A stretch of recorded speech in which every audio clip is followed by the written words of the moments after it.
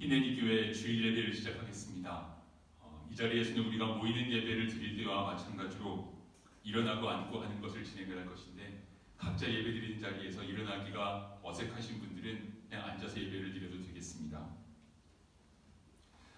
우리가 예배하는 자리에 임재하시는 주님께 우리의 모든 찬송과 감사를 드리며 영광을 올려드립니다.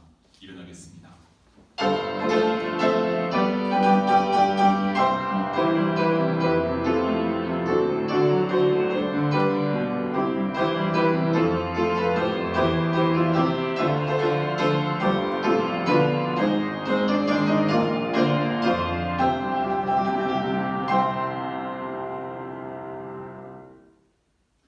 여호와여, 주는 내가 항상 피하여 숨을 바위가 되소서. 주께서 나를 구원하라 명령하셨으니 이는 주께서 나의 반석이시오 나의 요새이심이니이다. 나는 항상 소망을 품고 주를 더욱더욱 찬송하리이다. 내가 측량할 수 없는 주의 공의와 구원을 내 입으로 종일 전하리이다. 나의 반석, 나의 요새이신 하나님, 측량할 수 없는 주님의 은혜 앞에 사랑하시는 백성이 경배드립니다. 우리를 숨기시고 회복시키시고 능력을 주신 주님, 오늘도 각자의 자리에서 예배드리는 성도들의 찬양과 감사를 받아주옵소서.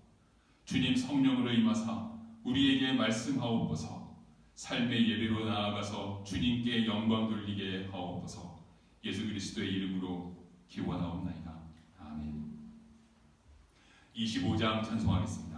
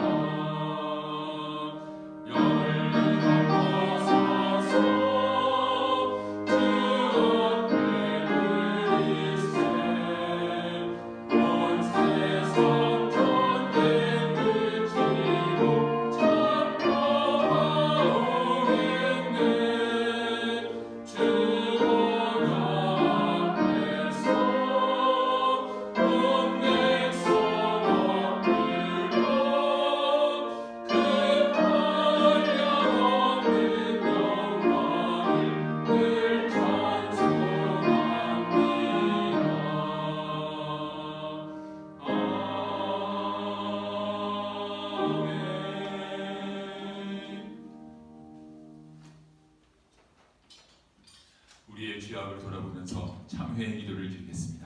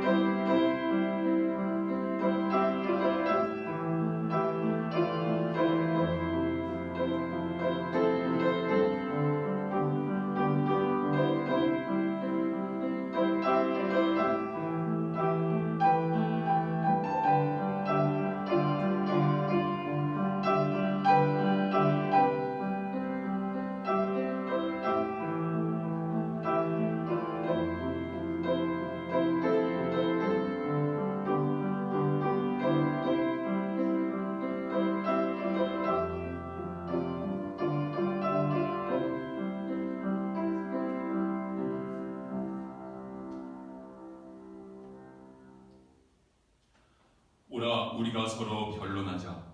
너희의 죄가 주홍 같을지라도 눈과 같이 희어질 것이요 진홍같이 붉을지라도 양털같이 희게 되리라. 우리의 믿음을 사도신경으로 고백하겠습니다. 나는 전능하신 아버지 하나님 천지의 창조주를 믿습니다. 나는 그의 유일하신 아들 우리 주 예수 그리스도를 믿습니다. 그는 성령으로 잉태되어 동정녀 마리아에게서 나시고 본디오 빌라도에게 고난을 받아 십자가에 못 박혀 죽으시고 장사된 지 사흘 만에 죽은 자 가운데서 다시 살아나셨으며 하늘에 오르시어 전능하신 아버지 하나님 우편에 앉아 계시다가 거기로부터 살아있는 자와 죽은 자를 심판하러 오십니다.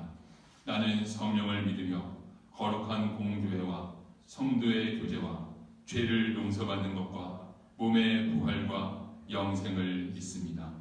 아멘. 자리에 앉으셔서 538장 그리고 446장 이어서 찬송하겠습니다.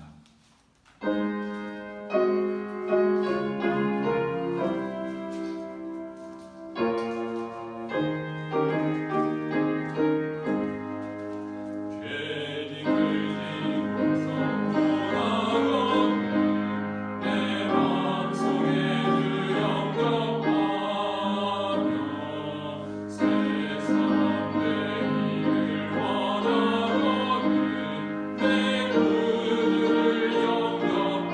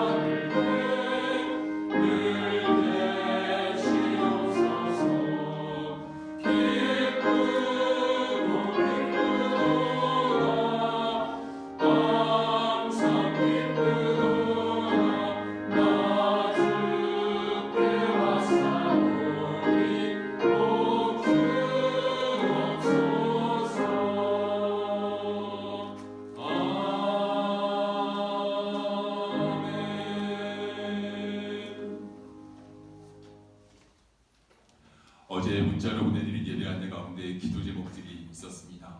이제 감사와 간구의 기도를 드릴 텐데 한 주간을 살면서 각자 주님께 드리는 감사 또 간구를 드리면서 보내드린 기도 제목도 참고하셔서 같이 기도하겠습니다.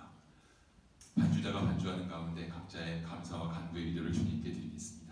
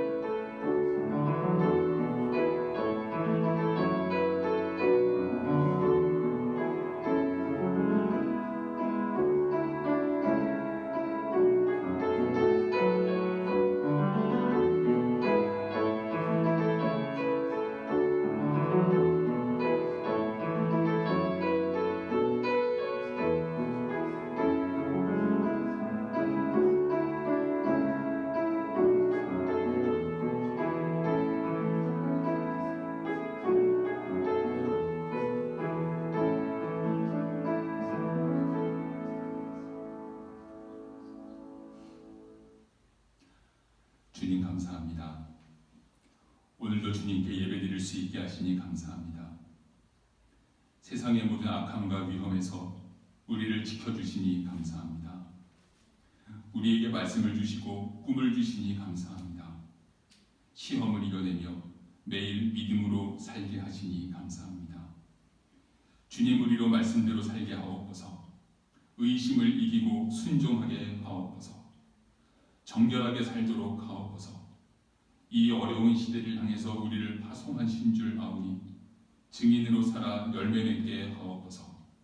주님을 경외하는 자에게 약속하신 모든 복을 우리에게 허락하사 이 복을 나누며 맡겨주신 책임 다하게 하옵소서. 예수 그리스도의 이름으로 기도드립니다. 아멘. 함께 찬양을 하겠습니다. 기내니 성도님들은 어제 보내드린 예배 안내 문자 가운데 이 앞부가 있습니다. 예수 안에 소망이네.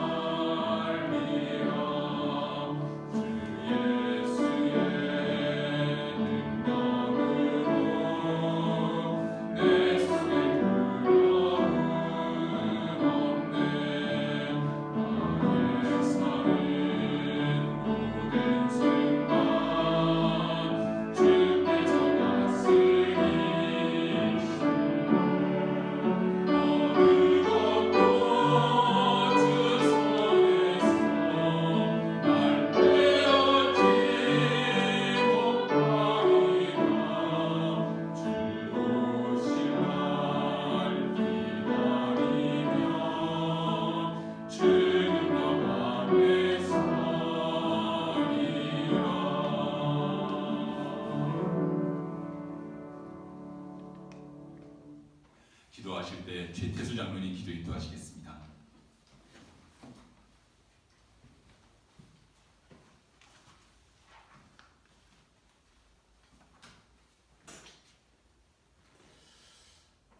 사랑의 하나님, 오늘도 저희에게 복된 날을 주셔서 온라인으로 우리의 마음을 다하고 온 힘을 다하고 정성을 다하여 하나님 앞에 화상 예배로 드릴 수 있도록 허락해 주심을 감사합니다. 이 전염병의 위기 속에서 아직은 예전처럼 모이는 예배를 드리지 못하지만 부족하고 어리석은 저희들 하나님의 뜻을 헤아릴 수 있게 하시고 오직 하나님의 뜻만을 이루게 하소서. 전염병의 확산으로 경제적으로도 심히 어려운 시대에 특별히 희년의 권속들의 직장과 사업체를 돌보아 주옵소서. 그리하여 희년의 교회가 재정적으로 조금도 흔들리지 않게 하시고 하나님께서 희년의 교회에 주신 사명을 온전히 감당하게 하옵소서. 이 나라를 전염병으로부터 어려운 재정난으로부터 구원하여 주소서.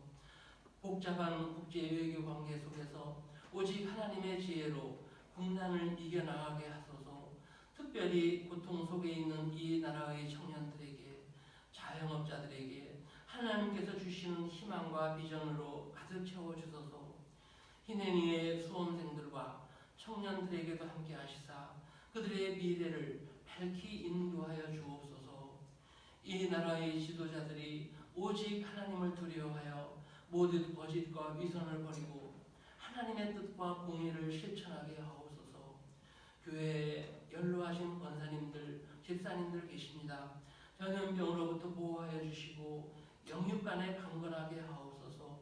희년의 교회 모든 성도들 속히 성전에 모여 하나님을 찬양하며 말씀에 순종하여 하나님의 뜻을 이루어 나가는 거룩한 백성의 본분을 다하게 하소서.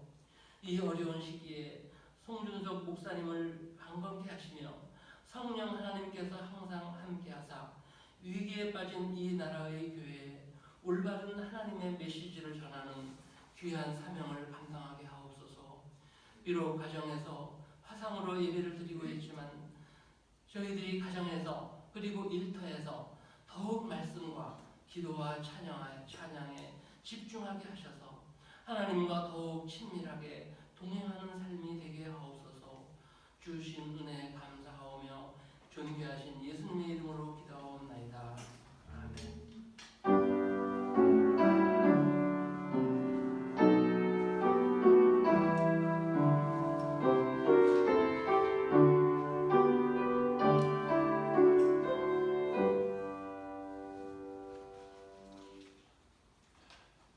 교회 소식을 말씀드리겠습니다. 이미 우리가 예배를 시작하였기 때문에 제가 이제 신경 쓰지 못한 것을 예배 중에 신경 쓰지 못했습니다만은 다음 주에는 제가 지금 촬영을 위해서 마스크를 안 쓰고 있는데 기도하실 분을 위한 마이크는 한쪽에 따로 마련을 해서 따로 기도하시도록 하는 것이 이제 더 좋겠습니다. 우리 모두가 다시 예배로 모일 수 있도록 기도하고 있습니다. 방역 당국의 지침도 그러하지만 그 지침 이전에 우리 성도님들의 안전이 소중하기 때문에 그것을 위해서 우리가 이렇게 각자 있는 자리에서 예배를 드립니다. 예배하는 모든 자리에 성도 여러분들에게 주님 임재가 충만하시기를 기도합니다. 교우 소식 하나 알려드립니다. 교회 인근에 계시던 유정동 권사님 지난주에 인천에 있는 둘째 아드님 가정 쪽으로 이사하셨습니다.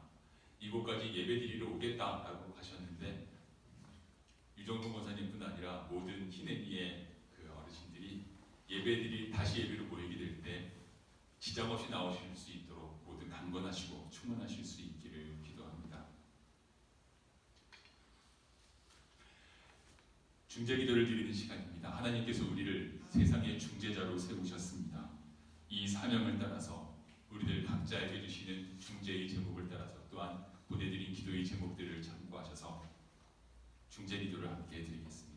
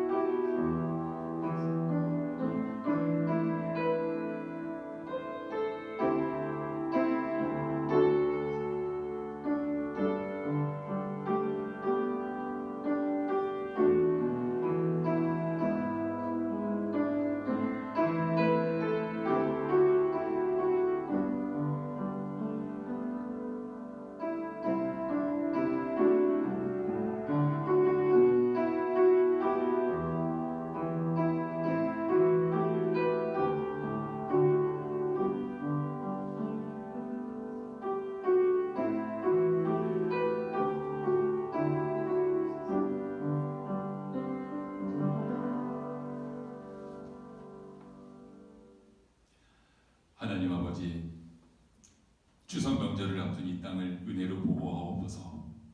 명절 모임과 연휴로 인해 코로나가 확산되지 않도록 주님 손으로 막아주옵소서. 한 해의 4분의 3을 힘겹게 보내온 이 나라 이 백성을 불쌍히 여겨주옵소서. 지금까지 버텨왔는데 한계에 직면한 소상공인과 기업과 가정들에게 주님 길을 열어 주옵소서. 코로나와 독감이 동시에 유행할 것을 두려워하고 있습니다. 이 나라를 사랑하시는 주님 은혜를 베풀어 주옵소서. 이 땅에 정결하고 지혜로운 리더를 정치와 경제와 문화 각 영역마다 허락하옵소서. 갈 길을 찾지 못하고 꿈을 이룬 젊은이들에게 주님의 빛을 비추어 주시오며 악한 문화로 인해 상했던 영혼들이 주님의 복음으로 새로워지게 하옵소서. 주님, 세상에 복이 되어야 할 교회가 세상의 근심거리가 되고 주님 영광 가리기도 하였습니다. 우리 희내니부터 거룩한 백성 되게 하옵소서. 복음으로 세상을 치유하며 세상을 주님께로 인도하도록 주님의 몸된 교회들을 새롭게 하옵소서. 주님, 여기에 주님께서 주신 중재자의 사명을 받고 내가 여기 있나이다 희내니 응답하며 행하는 성도들이 있습니다. 때로 몸과 마음이 약해집니다. 주님의 권능으로 함께하사 회복시켜 주시오며 나이와 지병과 환경을 넘어서 세상의 소금으로 빛으로 살아가게 하옵소서. 노년, 청장년 자라나는 자녀들, 주님께서 사랑하시는 이 모든 성도들이 급변하는 시대, 불안한 시대를 살아갑니다. 믿음으로 행하여서 세상에 복이 될 것을 믿사오니 주님 인도하옵소서. 사업의 새로운 변화, 취업, 결혼, 인생의 어려운 결정들을 놓고 기도합니다. 세상이 감당치 못할 믿음으로 주의 사랑하시는 성도들이 승리하게 하옵소서. 대입시험을 준비하고 지원하는 주님의 자녀들에게 지혜와 건강을 주사 기도하며 노력하는 바에 열매를 거두게 하옵소서. 희내니와 동역하는 선교사님들이 있습니다. 코로나로, 이슬람의 핍박으로, 또한 농촌의 어려움으로 더욱 힘겨운 이 시기에 맡겨주신 사명에 충성하오니 주님의 강한 손과 표심팔로 인도하옵소서. 예수 그리스도의 이름으로 기도드립니다. 아멘. 우리 모일 때와 같이 서로 보지는 못하지만 두 손을 펴고 하나님께서 당신을 통해 함께 축복하면서 찬양하겠습니다.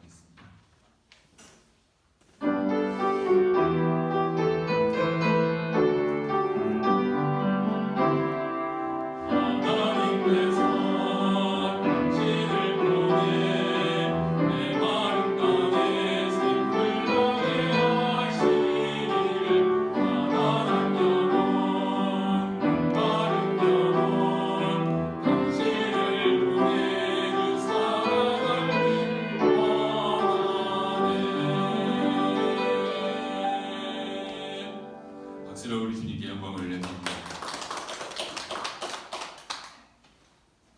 하나님 말씀 지난주에 이어서 여호수아서 말씀을 읽습니다. 4장 1절에서 14절까지입니다. 구약성경 323쪽입니다.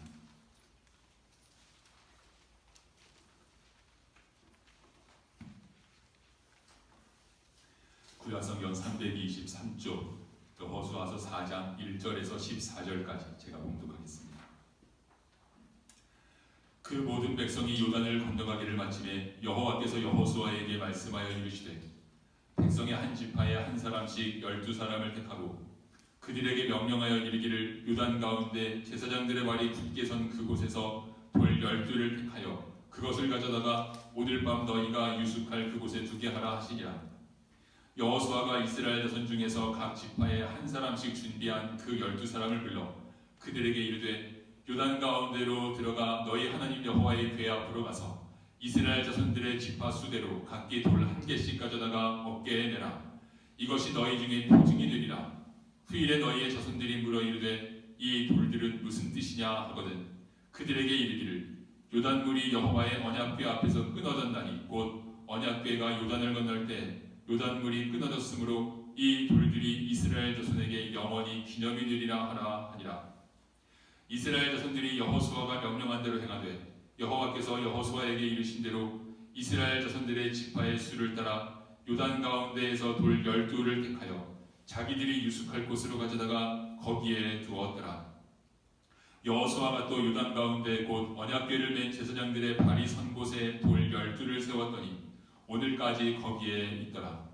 또 여호와께서 여호수아에게 명령하사 백성에게 말하게 하신 일, 곧 모세가 여호수아에게 명령한 일이 다 마치기까지 궤를 맨 제사장들이 요단 가운데에 서 있고 백성은 속히 건넜으며, 모든 백성이 건너기를 마친 후에 여호와의 궤와 제사장들이 백성의 목전에서 건넜으며, 르우벤 지파와 갓 자손과 므낫세 반 지파는 모세가 그들에게 이른 것 같이 무장하고 이스라엘 자손들보다 앞서 건너갔으니 무장한 4만 명 가량이 여호와 앞에서 건너가 싸우려고 여리고 평지에 이르리라.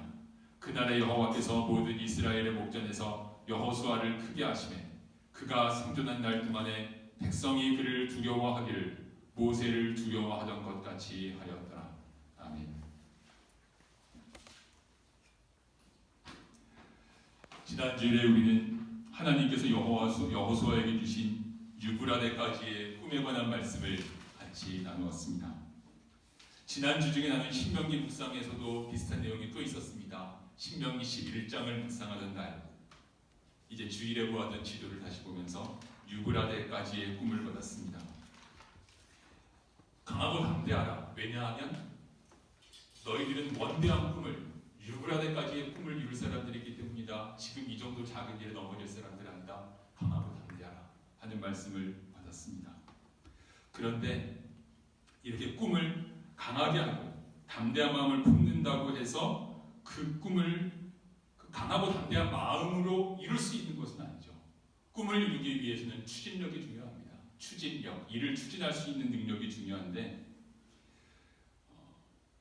늘 꿈을 말하기는 하지만 구체적인 추진력을 발휘하지 못하는 경우를 여러분 만나보신 적들이, 그런 경우를 보신 적들이 적지 않을 것입니다. 가나안 정복 과정을 보면 여호수아는 대단한 추진력으로 이스라엘 전체를 이끌어갑니다.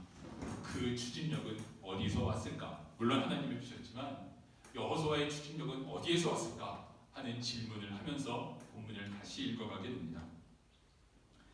꿈을 이루어내는 추진력과 관계에서 제가 읽던 책들 가운데 이런 부분을 만난 적이 있습니다. 우리 시대에 매우 저명한 저자 중에 한 사람인 로버트 그린이라는 분의 책들을 읽던 중에 이런 내용을 접했습니다. 대다수의 사람들은 꿈꾸는 대로 이루어내지 못합니다. 꿈꾸는 대로 이루어내지 못합니다. 그 가장 중요한 이유는 꿈을 이루려는 감정과 엄청난 욕구에 사로잡혀 그것을 이루는 데 필요한 작고 지루한 단계들을 잊어버리는 것입니다. 꿈을 이루겠다는 감정에 사로잡혀서 그것을 이루는 데 필요한 작고 지루한 단계들을 잃어버리면 추진력이 없고 그래서 꿈을 이루지 못한다 하는 이러한 내용인데 동의가 되었습니다. 이런 로버트 그린의 그 견해와 비슷하게 제가 수년 전에 어떤 강의를 한번 영상으로 접한 적이 있는데 산업공학을 전공하신 이정동이라는 교수님의 강의였습니다. 그분이 이렇게 말을 합니다. 급격한 성장을 하던 한국 경제가 벽에 부딪혔다. 더 이상 성장하지 못한다. 왜 그럴까? 여기에서부터 더 성장하기 위해서는 지금까지와는 다른 것이 필요한데 그 다른 것이 무엇인가를 알아보자. 이제 이런 내용이었습니다. 기업이 성장하고 성공하는 데 있어서 아이디어가 부족한 경우는 별로 없답니다. 아이디어는 차고 넘친다고 합니다. 그런데 그 아이디어를 실현할 수 있도록 아이디어에서부터 그 실현까지 이 과정이 시간으로도 매우 길고 굉장히 많은 그런 노력을 요하고 시행착오도 많이 하고 실패도 하여가게 되는데 이 과정을 견뎌내면서 이 과정 끝에 얻어낼 수 있는 그 결과물을 그분은 개념 설계라는 이름으로 불렀습니다. 한국 경제가 벽에 부딪힌 이유는 이 개념 설계를 우리가 스스로 하지 않고 다른 곳에서 이렇게 갖다가 썼기 때문인데 이 벽을 돌파하기 위해서는 우리가 시행착오와 실패를 스스로 경험하는 이 개념 설계의 능력을 갖추어야 한다. 이것이 그분 강의의 그 주된 내용이었다고, 좀 오래되어서 제가 정확히 다 기억나지는 않지만 그렇게 기억을 합니다. 작고 지루한 과정이라고 어떤 분은 표현했고 개념 생기를 위해서 필요한 시행착오와 실패의 과정이라고 또 어떤 분은 표현을 하였습니다. 추진력이란 작고 지루한 일들, 시행착오와 실패 이런 것들을 견뎌내면서 끝까지 이루어내는 힘이다 이렇게 말할 수 있겠습니다. 여호수아는 모세의 수종자였죠. 지난주에 말씀을 나누면서 그 모세의 수종자였던 여호수아가 지도자가 되었으니 문제가 있고 지도력의 리더십에 좀 부족한 부분이 있을 수 있다 그랬는데 오늘 본문을 읽으면서 다른 것을 보게 됩니다. 모세가 하나님과 만날 때에는 이렇게 하였습니다. 이스라엘 진이 이렇게 있으면 이스라엘 전체가 진치고 있는 그 바깥쪽에 장막을 하나 치고 그 장막의 이름을 만남의 장막, 회막이라 이렇게 이름을 하였고 그 회막에 나가서 하나님을 만났습니다. 그렇게 하나님을 만날 때 여호수아의 모습을 성경이 이렇게 전합니다. 출애굽기 33장 11절인데 사람이 자기의 친구와 이야기함 같이 여호와께서는 모세와 대면하여 말씀하시며 모세는 진으로 돌아오나 눈의 아들 젊은 수종자 여호수아는 회막을 떠나지 아니하니라. 회막을 떠나지 아니하니라.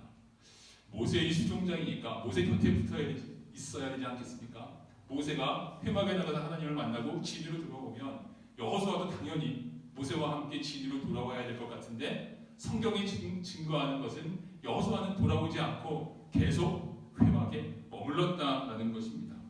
여호수아는 왜 이렇게 했을까? 라는 질문을 하게 됩니다. 지금 금방 읽었고 아마 화면의 아래쪽에 계속 이 구절이 비춰지고 있을 텐데 이 출애굽기 33장은 이러한 때였습니다. 모세가 시내산에 올라가서 하나님께로부터 율법을 적은 돌판을 받았습니다. 그런데 내려오니까 우리가 다 알고 있는 일이 벌어졌죠. 백성들이 금송아지 우상 앞에 뛰놀고 있었습니다. 그래서 모세가 그것을 보고 손에 든 돌판을 깨뜨리고 또 많은 사람들이 죽는 일이 일어나고 여호와께서 진노하셨습니다. 이때 하나님께서 이렇게 말씀을 하십니다. 내가 너희를 가나안 땅까지 인도하여 주겠다. 그리고 내 사자를 보내서 너희가 가나안 땅을 점령할 수 있도록 그것도 하여 주겠다. 그러나 나는 너희와 함께 올라가지 않겠다. 나는 너희와 함께 가지 않겠다. 이것이 첫 번째 그 돌판이 깨진 다음에 하나님께서 말씀하신 것이었습니다. 그래서 이 말씀을 듣고 중재자인 모세가 하나님께 나가서 우리와 함께 올라가 주소서. 하나님 우리만 보내지 마시고 하나님 우리와 함께 올라가 주소서 이렇게 기도합니다. 얼마나 오랫동안 기도했는지는 모르겠습니다. 이렇게 기도하여서 결국 하나님께서 그 기도를 들어주셔서 내가 함께 가리라 라고 응답을 하십니다. 그리고 모세가 이제 두 번째 돌판을 다시 받으러 시내산에 올라갑니다. 조금 전에 읽었던 그 여호수아가 회막에서 머물러 있었다는 그 시간은 첫 번째 시내산에 모세가 올라가는 데와 두 번째 올라가던 때 그 사이의 일입니다. 그러니까 모세가 회막에 나가서 여호와를 만나 뵙는 것은 다른 이유 때문이 아니죠. 이 백성을 용서하시고 이 백성과 주님 함께 가나안에 가주소서라고 하는 간청을 하기 위해서였습니다.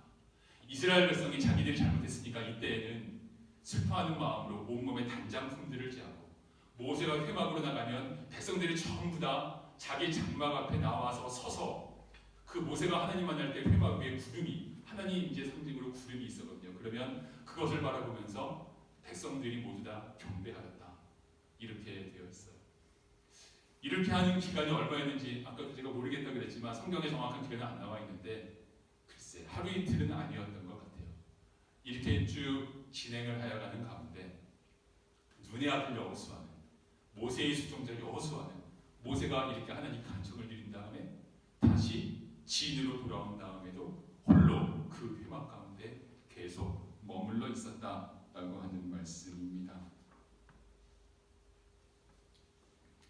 모세는 왜 그랬을까? 모세가 아니라 여호수아는 왜 그랬고 무엇을 했을까요? 하나님께서 모세를 만나신 것처럼 회막에서 여호수아를 만나주신 것도 아닙니다. 회막에 무슨 정리할 만한 물건이 있는 것도 아닙니다. 홀로 있습니다. 하나님께서 모세와 만나실 때에는 하나님의 임재가 가득해서 충만해서 놀라웠겠지만 하나님의 임재가 떠나고 모세가 돌아간 다음에 회막은 적막했을 것입니다. 그 자리에서 여호수아는 혼자 무엇을 하였을까요? 그냥 한 가지밖에 생각이 나지 않는데요. 모세가 드렸던 그 간구를 여호수아도 드리지 않았을까? 하나님이 내 앞에 계시는 것은 아니지만 하나님 이 백성과 함께 올라가 주셔서 모세가 드렸던 그 간구를 여호수아도 이어서 드리지 않았을까 하면서 이 말씀을 받게 되었습니다. 오늘 말씀을 시작하면서 추진력이란 작고 지루한 단계를 끝까지 견뎌내는 것이라 하였습니다. 작고 지루한 일들, 다르게 표현하면 내가 할 필요가 없어 보이는 일들, 하고 싶지만 막막해서 손대기 어려운 일들, 해도 소용없어 보이는 일들, 그것 무엇 때문에 해도 소용없을 것 같아, 부담스러워서 미루고 싶은 일들, 그 로버트 그린이라는 분이 이런 것들을 다 포함해서 작고 지루한 일들 이렇게 했는지 그것은 모르지만은 작고 지루한 일들이라는 그 말로는 다 포함이 되기 어려운 이 모든 일들을 포함을 해서 오늘은 작고 지루한 일들 이렇게 용어를 사용하도록 하겠습니다. 그러한 일들을 해내는 것이 추진력입니다. 여호수아가 회막에 머무른다고 하여서 무슨 성과가 갑자기 나지 않습니다. 아까도 잠깐 같이 생각한 것처럼 하나님께서 지금 여호수아 앞에 계시지도 않습니다. 당시에 모두가 생각하기에 하나님을 만나 뵙고 간구하는 것은 모세가 할 일이지 다른 사람이 할 일이 아닙니다. 모세가 여호수아에게 나는 가지만 너는 이곳에 머물러 있으라 이렇게 명령한 것도 아닌 것으로 보입니다. 그런데 여호수아는 그 자리에 머물렀습니다. 하루, 이틀, 사흘 이렇게 머무르면서 하나님의 음성이 들리는 것도 아니고 혼자 있고 길고 적막한 시간이 지나가지만 그 시간을 모세는 그저 하나님과 여호수아는, 제가 오늘 여호수아라고 해야 되는데 모세라고 하는 분들이 있나요? 새겨서 들으시기를 바랍니다. 여호수아는 간절하게 하나님 앞에 간구하면서 이 시간을 보내었습니다. 여호수아가 느끼기에는 그때 하나님을 만나 뵙는 느낌도 안 나고 성과도 없는 것 같았겠지만 성경에 이것이 기록되어 있잖아요. 눈의 아들 여호수아는 회막을 떠나지 않았다. 이것은 하나님께서 여호수아의 이 모습을 귀하게 보셨다 라는 의미일 것입니다. 하나님께서 귀하게 보셨으니까 성경에 이렇게 기록이 되어 있죠. 평생 수종자였다가 80세의 모세의 후계자가 된 여호수아, 그는 지도자였던 적은 없지만 이런 면에서 지도자로서의 훈련을 받은 것입니다. 작고 지루한 일들을 충실하게 하는 것, 작고 지루한 그 일들을 누가 보든 안 보든 사람이 보든 안 보든 그것을 아무도 안 보는 회막에서 기도하고 모세의 수종자가 되어서 아무도 알아채지 못하는 그러한 일들을 묵묵하게 하는 것, 이러한 모습을 여호수아는 계속해서 감당해냈던 것입니다. 모세가 죽고 나서 그 뒤를 이은 여호수아가 지도력을 가지고 이제 강하고 담대하라는 말씀을 받은 다음에 첫 번째 한 일, 거기까지를 우리는 지난주에 읽었습니다. 무엇이었습니까? 우리가 사흘 안에 요단을 건너갈 것이다. 너희들은 양식을 준비하라. 이렇게 이야기했습니다. 이것은 누구나 할 수 있는 일이죠. 그런데 이렇게 딱 선포해 놨고 나서 사흘 동안 가만히 있지 않았습니다. 여러분, 작고 지루한 일들, 손대기 귀찮은 일, 아주 부담스러운 일, 그러나 내가 해야만 되는 일, 어떤 일들이 있었을까요? 성경을 보면 여호수아가 그 다음에 곧바로 한 일은 무엇이었는가 하면 르우벤, 갓, 므낫세 반지파를 부른 것이었습니다. 이들은 요단강 건너기 전에 요단강 동편에 이미 땅을 얻어가지고 그곳을 분배를 받았거든요. 그리고 모세에게 약속했지요. 우리 가족들은 이곳 요단강 동편에 놓아두고 우리는 성공이 되어서 이스라엘에 앞서서 다른 지파들에 앞서서 요단강 건너가서 끝까지 싸우겠습니다 라고 약속을 했지만 모세는 죽었잖아요. 그 후에까지 이 사람들이 그 약속에 충실할까? 이것은 아무도 모르는 일입니다. 만약에 이것을 손대지 않고 놓아두었다가 막상 요단강 건너갈 시간이 되었는데 이들이 거기에서 머뭇머뭇한다면, 우리는 뒤에 가족이 있는데 이래서 머뭇머뭇한다면, 그때부터 이스라엘은 굉장히 곤란한 지경이 되는 것입니다. 작고 지루한 일들, 아무도 미리 생각하지 않는 일, 별로 손대기 쉽지 않고 부담스럽고 그냥 미루고 싶은 일, 어쩌면 이러한 일이었을지 모르겠습니다. 여호수아가 그것부터 하는 거죠. 불러서 너희들은 약속을 지키겠는가? 그들이 여호수아에게 말합니다.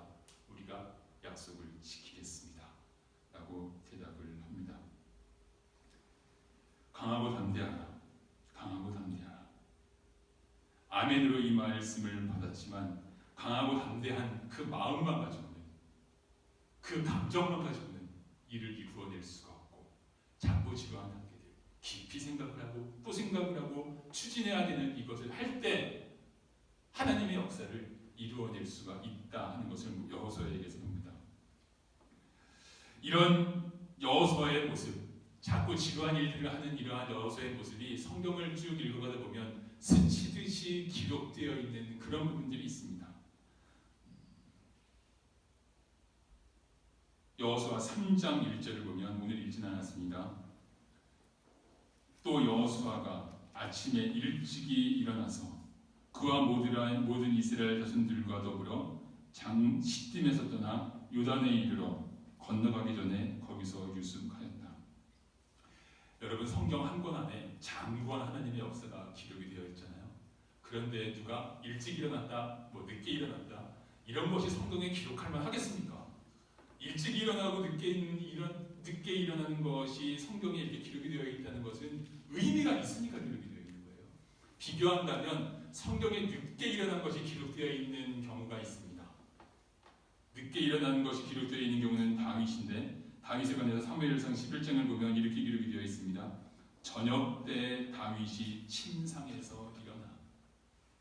저녁 때 다윗이 침상에서 일어난다. 이날 무슨 일이 일어났는지 아시는 분들 많으시죠? 이날 다윗은 밧세바를 범하는 범죄를 저질렀습니다. 여호수아가 이날만 일찍 일어난 것은 아니었을 것입니다. 오늘 여호수아 3장에 기록된 이날만 일찍 일어난 것은 아니었을 것입니다. 요즘에는 밤에 일하는 분들이 많으니까 일찍 일어나는 것의 의미가 희석이 되었습니다. 하지만 그런 이 시대를 감안하더라도 일찍 일어나는 것은 영적인 각성과 깨어있는 삶의 그 삶을 보여주는 그러한 모습인 것은 분명합니다. 일찍이 일어나서 여러분 화면에 보시는 그 본문에서 일찍이 일어나서를 빼고 한번 읽어보십시오. 일찍이 일어나서를 빼고 읽어도 아무 상관이 없고 오히려 그게 더 자연스럽습니다. 아니, 여호수아가 일찍 일어나는 게 뭐가 중요해서 성경에 이렇게 기록했나? 그것이 바로 매일 일찍 일어나서 하나님 앞에 작고 지루한 일들을 해가는 그런 여호수아의 모습을 보여주기 때문에 그렇습니다. 이런 모습을 좀 더 구체적으로 보여주는 것이 이제 앞으로 읽어갈 본문 가운데 있을 텐데, 여호수아 8장에 있습니다. 8장에 있는 한 절을 제가 읽습니다. 여호수아가 아침에 일찍이 일어나 백성을 점호하고 이스라엘 장로들과 더불어 백성들 앞에 아이로 올라가네. 아이성이라고 하는 성에서 전투를 할 때 이야기인데, 여호수아가 역시 일찍 일어났어요. 일찍 일어나서 무엇을 했냐 하면 백성을 점호했어요. 남자분들은 생각나는 장면들이 있으시겠죠? 일찍 일어나서 백성들을 점호하고 지도자들을 모아서 백성들보다 먼저 출발해서 전투해야 될 그 자리로 올라간다. 이것이 여호수아가 일찍 일어나서 한 일이었고, 이것이 어디 아이성 전투에서만 그랬겠습니까? 일찍 일어나서 백성을 점호하는 일부터, 이 작고 지루해 보이는 일, 어쩌면 이거 매일 할 필요 있어 싶은 일, 이것을 여호수아는 하나하나 수종자였던 시대부터 매일매일 감당해 나가는 그런 사람이었던 것을 볼 수가 있습니다. 여호수아는 해야 할 일을 그저 하는 데 그치지 않았습니다. 여러분, 순종이란 이거 하라 그러면 그것을 하는 게 순종이겠습니까? 이것을 잘하려면 어떻게 해야 할까? 이것을 온전히 해내려면 어떻게 해야 할까?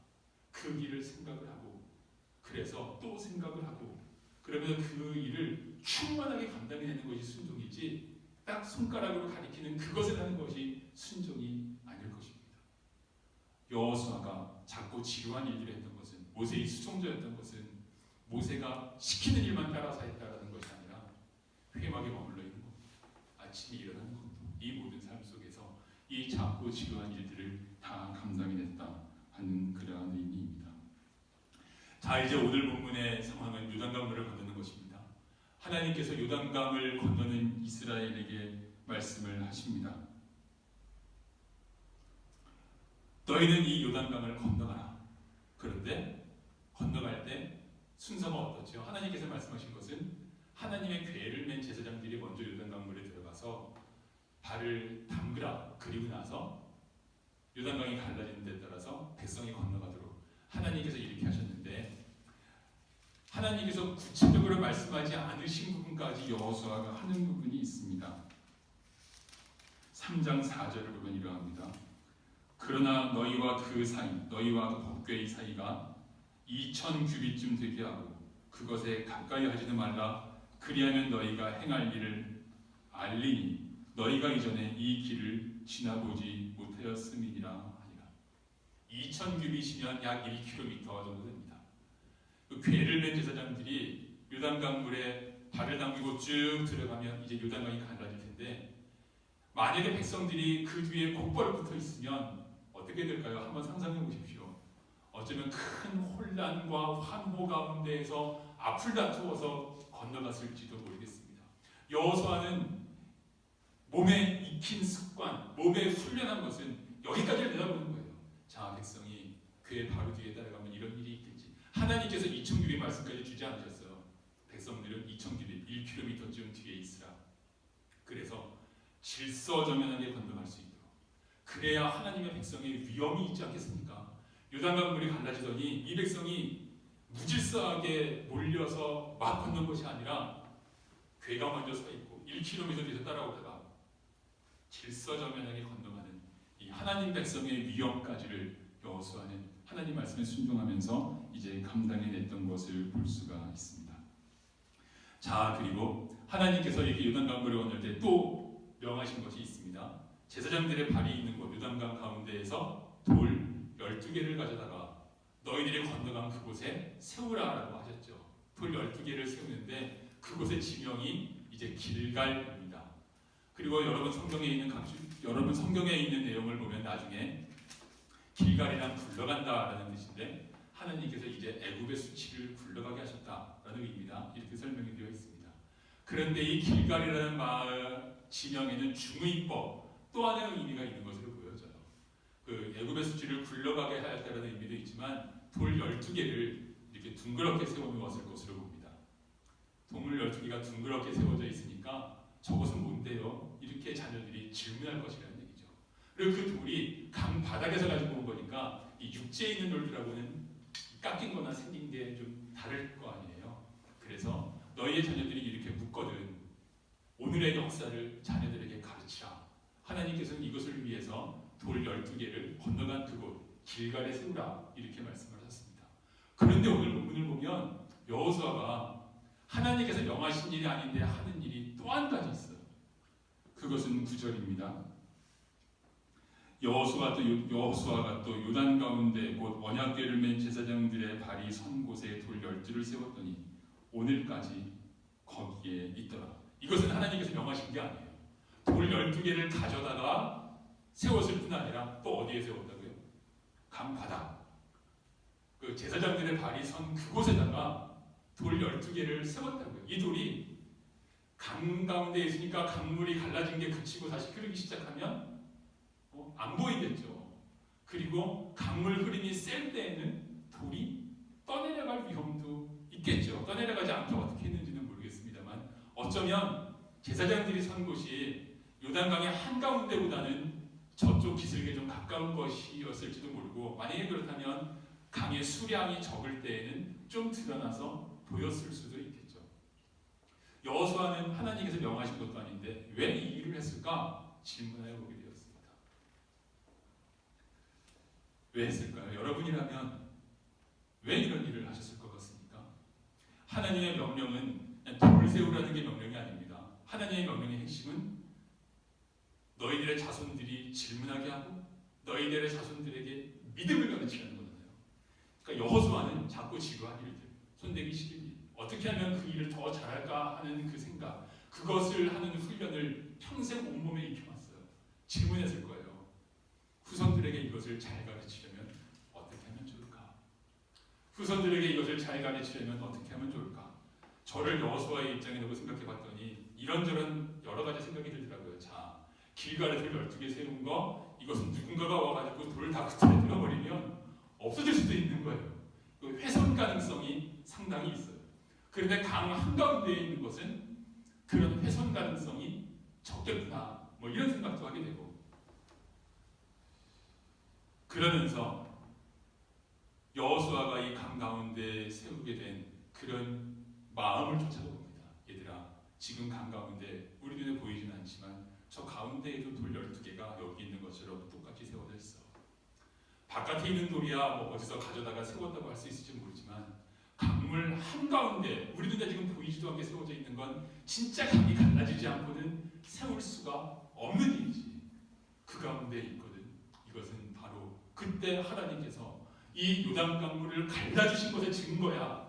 자손들을 더 온전하게 가르치기 위해서 여호수아가 행한 것이겠구나 라고 받아들이게 되었습니다. 그리고 9절 말씀 맨 끝에 보면 그 돌이 오늘까지 있더라라고 한 것을 보아서 뭐 어떻게 해놨는지는 모르지만 하여튼 이 여호수아서가 기록된 건 이 사건이 있을 때로부터 꽤 지나간 후대일 거잖아요. 그 후대에까지 이 돌이 남아있었다라는 것을 볼 수가 있습니다. 이것이 하나님의 말씀을 그대로 지키기만 할 것이 아니라 뭔가 더 해야 된다든가 변형해서 지키라든가 이런 뜻이 아니라는 사실을 아시죠? 하나님의 명령은 돌을 세워 이것이 아니고 후손을 가르쳐서 믿음을 전수하라 이것이었죠. 그러면 이것을 어떻게 하면 더 잘할 수 있을까? 어떻게 하면 더 잘할 수 있을까? 이 생각을 하는 게 사실 많은 경우에 귀찮아합니다. 이 생각까지 안 갑니다. 그런데 어떻게 하면 이것을 더 온전하게 할 수 있을까? 이 기도와 고민 가운데에서 여호수아가 찾은 방법이 이제 요단강 가운데까지 돌을 세우는 이 일이었던 것입니다. 여호수아는 모세의 수종자로서의 일을 할 때 하나를 보는 사람이 열을 알지 않습니까? 모든 일을 이렇게 했을 것이다. 여호수아는 모세의 수종자로 있으면서 모든 일을 이렇게 했을 것이다 라고 받아들이게 됩니다. 여호수아가 이렇게 수종자다운 모습으로, 수종자 때의 훈련한 모습으로 이스라엘 지도자의 사명을, 역할을 감당해낼 때 하나님께서 이렇게 하셨습니다. 그날에 여호와께서 모든 이스라엘의 목전에서 여호수아를 크게 하시매 그가 생존한 날 동안에 백성이 그를 두려워하기를 모세를 두려워하던 것 같이 하였더라. 모세의 리더십을 세상에 누가 따라가겠어요? 하나님과 대면하여 대화하던 모세, 이스라엘의 출애굽을 인도했던 모세, 그 모세의 리더십을 누가 따라가겠어요? 그런데 여호수아를 하나님께서 크게 하셔서 그의 사는 모든 날 동안 모세와 같으리라 하셨던 하나님의 그 약속대로, 지난주에 보았었죠. 네가 모세와 같으리라. 그 약속대로 행하신 것입니다. 그 가운데 있었던 여호수아의 순종, 이것은 다들 생각하지 않는 일, 손대지 않는 일, 때로는 부담스러운 일, 생각 많이 해야 되는 일, 작고 지루한 일, 이것을 행하는 그러한 것이었습니다. 회막에 홀로 남아 기도하고 아침에 일찍 일어나서 전보하고 하는 이 모든 일들을 여호수아는 하고 있었습니다. 지난주부터 여호수아 말씀을 읽기 시작하면서 여호수아 말씀을 읽는 이유를 이렇게 말씀을 드렸습니다. 우리가 이제 새로운 시대를 맞이하는데 코로나 이전에도 새로운 시대에 대한 책들이 쌓일 만큼 이 급변하는 새로운 시대를 맞이하는데 여호수아 백성도 가나안으로 들어가면서 새로운 시대를 맞이하였었습니다. 새로운 시대를 맞이하는 우리에게 주시는 말씀이 여호수아서 가운데 있겠다고 그것을 사모하면서 여호수아서를 읽겠다 했습니다. 오늘 본 말씀, 여호수아가 감당해가는 작고 지루한 일들, 이것이 우리가 새로운 시대를 살아가기 위한 그러한 지혜와 또한 지침이 될까요? 오늘날 우리나라의 지식인 가운데 한 분이 쓴 책을 읽으면서 그분의 책 가운데서 이러한 내용을 읽은 바가 있습니다.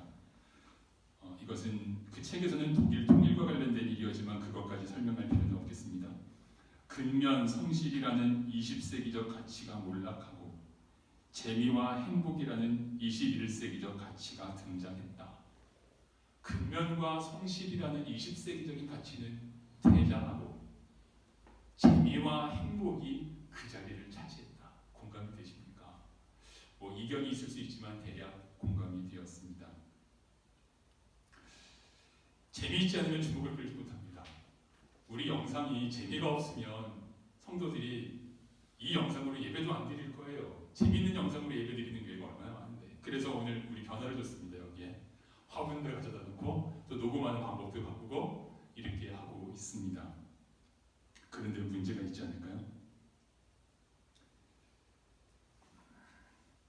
예배와 말씀이 어떻게 재미있게만 하겠습니까?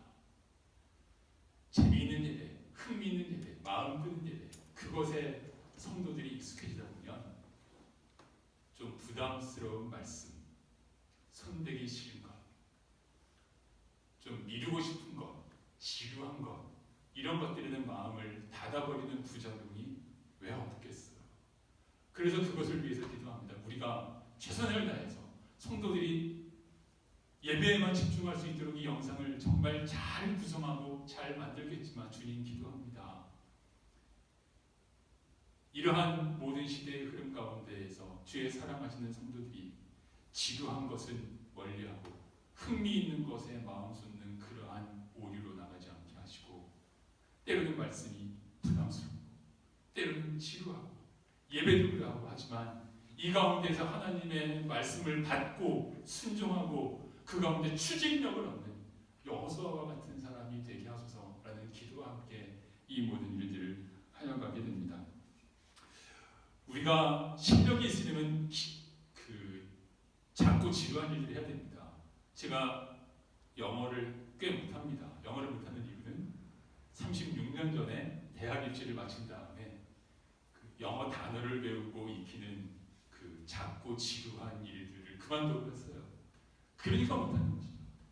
영어 뭐 재미있게 배울 수도 있지만 재미있게 배우는 수준 말고 영어를 정말 잘하는 수준까지 가려고 하면 작고 지루한 과정들을 겪지 않고는 갈 수가 없는 일입니다. 수학 마찬가지이고요. 운동 마찬가지이고요.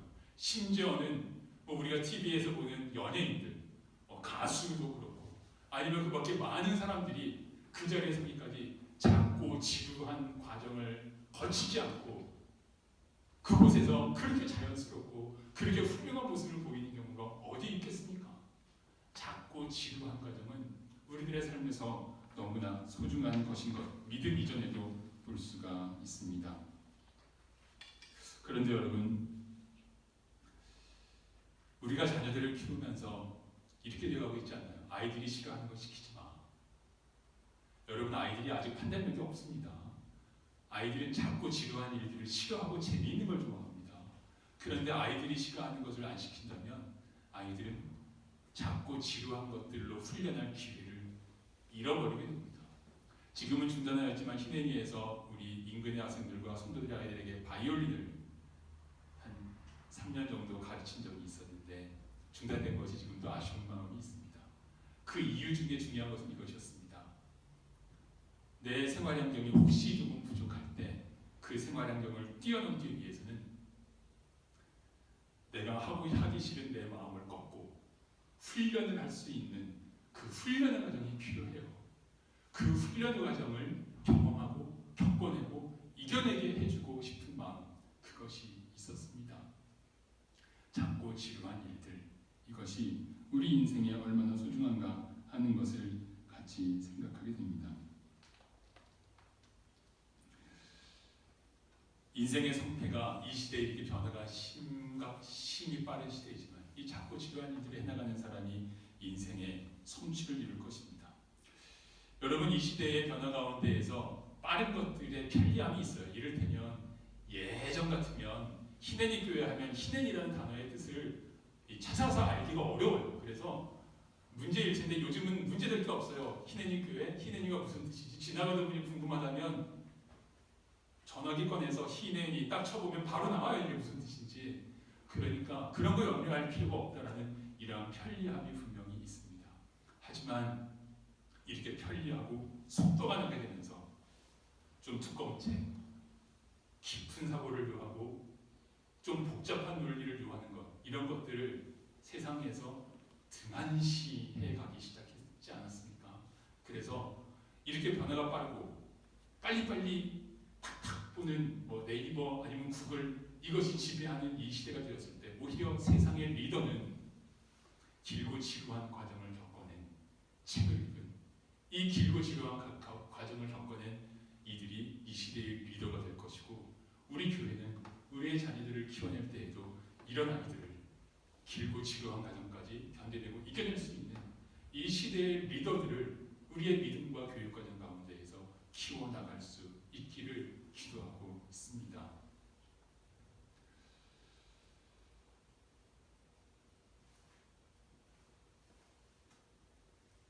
사랑하는 성도 여러분, 모세의 수종자로서 회막을 홀로 지켰던 여호수아, 어떻게 하면 자녀들을 더 잘 가르칠 수 있을까를 생각하고 또 생각해서 요단강 한가운데에도 돌을 세웠던 여호수아, 그 모습 가운데 우리에게, 이 시대를 살아가는 우리에게 정말 필요한 작고 소중한 일들, 작고 지루한 일들, 그러나 그 소중한 일들을 감당해내는 그 지혜가 들어있는 것을 보게 됩니다. 우리가 매주 드리는 예배, 아침마다 혹은 밤마다 가지는 각자의 경건의 시간, 작고 지루한 시간이기도 합니다. 매주 예배 드리는 것인데요, 매일 하는 것인데요, 그러나 그 시간을 정성을 모아서 하나님 앞에서 나의 옷깃을 여미고 힘껏 하여갈 수 있는가? 작고 지루한 일을 감당하는 이 자리에서 그 마음이 훈련을 받고, 그 영혼이 훈련을 받고, 그 삶이 훈련을 받아서 하나님께서 세워주시는 그 역사를 따라서 이 시대에 빛을 비추고 또 썩지 않게 소금이 될 수 있는 그런 사람들로 우리도 되어가고 우리들의 자녀들도 되어갈 것을 믿고 우리가 바로 그 길을 갈 수 있기를 사모하고 기도합니다. 교회 생활에서도 직장 생활에서도 어떤 분은 하자 이렇게 얘기하고 추진력을 발휘하지 않습니다. 작고 지루한 일은 그냥 손대지 않고 늘 만나면 하자고만 하는 분이 있는가 하면, 그런 분들이 많이 모여 있으면 하자는 말은 무성하고 꿈은 크지만 아무 일도 이루어지지 않는 것입니다. 작고 지루한 일들을 누군가가 감당해낼 때 꿈을 이루는 일이 분명하게 이루어질 것입니다. 그리고 한 가지 더 생각할까요? 작고 꿈은 정말 진실하게 꾸었는데, 꿈은 정말 진짜인데, 그런데 작고 지루한 일들을 감당하지 않는다는 건 무슨 의미냐 하면, 이 작고 지루한 일들까지 할 만큼 그 꿈을 이루는 것이 간절하지 않다는 의미입니다. 꿈을 이루는 게 그렇게까지 간절하지 않으니까, 학생이라면 공부 잘하는 것이 그렇게까지 간절하지 않으니까, 우리라면 주님의 사역을 이루고 주님의 나라를 이루고 전도하고 주님의 역사를 이루어내는 것이 내 삶에 그렇게까지 간절하지 않으니까 그냥 감정대로 행하고 꿈은 가지지만 작고 지루한 일들을 하지 않는 것 아니겠습니까? 여호수아는 왜 회막에 혼자 있었을까요? 너무너무 간절했으니까. 하나님께서 이 백성과 함께 가나안에 들어가셔서 이 백성이 하나님의 백성으로 그렇게 살아가는 그 삶이, 그 꿈이, 유브라데까지의 꿈이 너무너무나 간절했습니까? 그 간절한 꿈 때문에 그렇게 하였죠. 요단강 가운데는 뭐하라고 그 돌들을 세웠을까요? 간절했습니까? 우리의 후손이 이 믿음을 이어받기를 하나님께서 이 일을 행하셨단다. 이것을 진실하게 배우기를, 이걸 원하는 마음이 간절하고 또 간절했으니까 생각하고 또 생각하는 지루한 과정을 거치고 기도하고 또 기도하는 지루한 과정을 거쳐서 이러한 일들을 하였던 것, 그것이 여호수아였습니다. 이렇게 말씀을 묵상하여 가다가, 그런데 여러분, 우리는 예수 그리스도를 믿는 사람들입니다. 여호수아를 본받자도 좋지만 여호수아에서 그치면 안 되겠죠. 예수님은 어떠셨는가 생각해 보게 되었습니다. 여호수아, 예수, 어원이 같습니다. 여호와라는 단어와 구원한다라는 단어, 이 두 단어의 합성어가 여호수아이고, 여호수아, 예수, 이게 어원이 같은 단어입니다. 여호와께서 구원하신다. 예수님께서 이 땅에 계시면서 제자들을 가르치시고 인도하실 때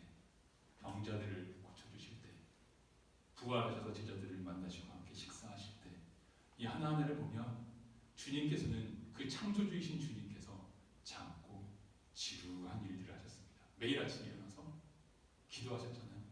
그리고 예루살렘의 십자가를 지기 위해서 들어가실 때 그 얼마나 큰 일을 마음에 두고 마음이 그 일로 온통 가득하셨을 텐데 가시다가 삭개오라고 하는 한 세리가 나무 위에 올라가 있는 것, 사람들은 아무도 주목하지 않았는데 하나님은 그걸 보셨어요. 삭개오야 내려오라, 내가 오늘 너희 집에 머물러야 되겠다. 작은 일, 그 한 사람을 하는 것이 예수님의 십자가에서 무엇이 그렇게 큰 의미이겠어요. 크기를 본다면. 그런데 어떻게 보면 작은 일, 지루한 일, 그것까지 주님께서 이 땅에서 감당하셨고 그것이 십자가의 사랑입니다. 그것이 주님께서 우리들을 사랑하신 바로 그 모습이었고, 내가 너희를 보낸다, 내가 너희를 사랑하였듯이 너희도 사랑하라 하신 그 말씀의 의미입니다. 작고 지루한 일들. 주님의 사랑을 담기 원합니다. 그리고 여호수아가 모세의 수종자였듯이 나는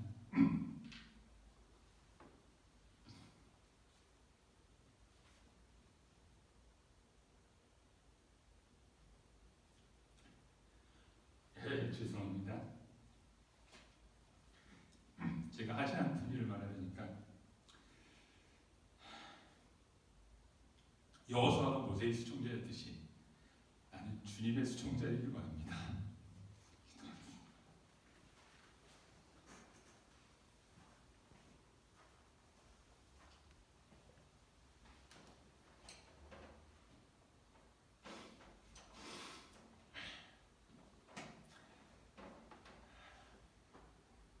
주님 감사합니다.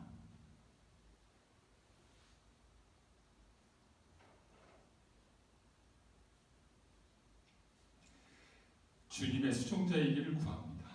작고 지루한 일들을, 미루고 싶은 일들을, 예 주님 저는 한없이 미루기도 하였고 매주 하는 일인데, 매일 하는 일인데 등한시 하기도 하였고 빼먹기도 하였고 이러한 가운데에서 추진력을 잃어버리고 능력을 잃어버린 그저 꿈만 말하고 입만 살아있는 그런 성도가 아니었는가 돌아보면서 주님 오늘 여호수아의 추진력, 여호수아의 작고 지루한 일들을 감당하는 이 귀한 모습을 보았사오니 주님, 여호수아가 수종자로 살며 이 모든 훈련을 받아 놀라운 역사를 이루고 하나님께서 크게 하여 주시는 그 모든 역사를 이루어내었듯이 주님, 우리가, 내가 주님의 수종자가 되기를 구합니다. 함께 하옵소서.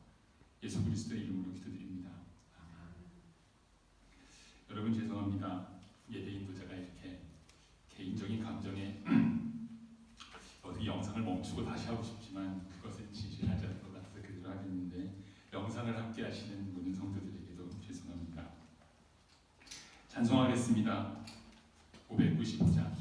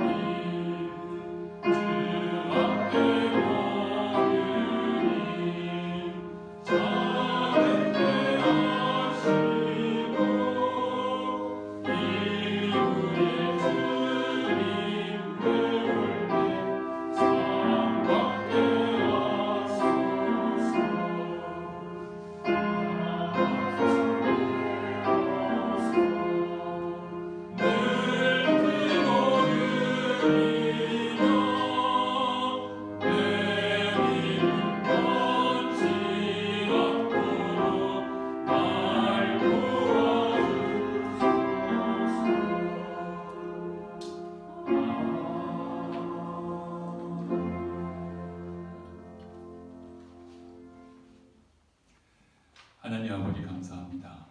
주께서 사랑하셔서 모든 복을 베푸신 주님의 자녀들이 말씀 안에 순종하는 삶을 살아가며 주께서 부어주신 복 가운데 물질의 한 부분을 구별하여서 주님께 올려드립니다. 우리가 모여서 드리는 것은 아니지만 그러나 주님께 우리들의 예물을 드릴 때 10의 1조 감사의 예물 또한 꿈을 따라 드리는 모든 예물 위에 주님 함께 하시고 기쁘게 받아 주옵소서. 내 삶이 부족하여서 이만큼을 구별하기 힘들어서 구별하면서 망설이는 손길들도 있을 것입니다.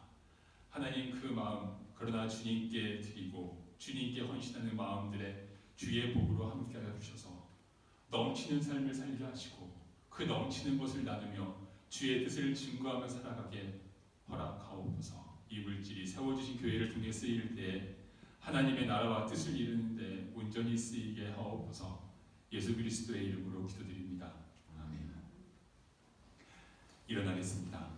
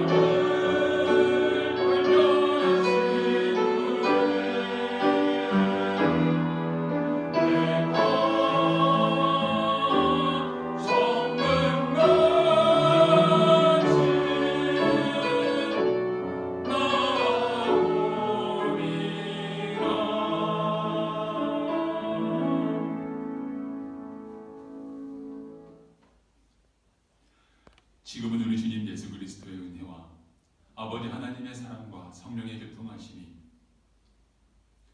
주님의 수종자로 작고 지루한 일들 그리고 우리의 예배를 우리의 자녀들을 키워가는 일 주님의 사역을 이 세상에서의 모든 삶을 살아가며 헌신하는 주의 자녀들 위해 세워주신 몸된 교회 위에 그리고 주의 긍휼을 기다리는 이 땅 위에 영원히 함께 하시기를 간절히 축원하옵나이다.